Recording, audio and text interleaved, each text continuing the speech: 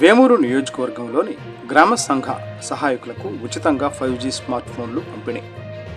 ఆంధ్రప్రదేశ్ కూటమి ప్రభుత్వ గౌరవ ముఖ్యమంత్రి నారా చంద్రబాబు నాయుడు గారి ఆధ్వర్యంలో స్వయం సహాయక సంఘాల బలోపేతానికి ముఖ్య చర్యగా గ్రామ సంఘ సహాయకులకు ఉచితంగా 5G స్మార్ట్ ఫోన్లు పంపిణీ కార్యక్రమం చేపట్టారు.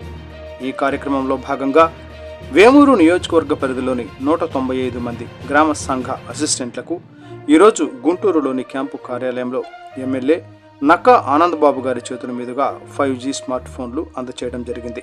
ఈ కార్యక్రమంలో నియోజకవర్గ special officer M Ramesh Babu, 5 మండలాల ఏపీఎంలు, సిసిలు, విఓఏలు తదితరులు పాల్గొన్నారు.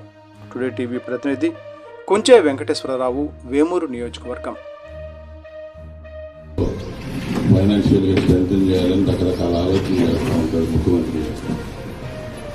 ఇది కూడా స్థానికంగా కూడా మనకి ఇబ్బందులు లేకుండా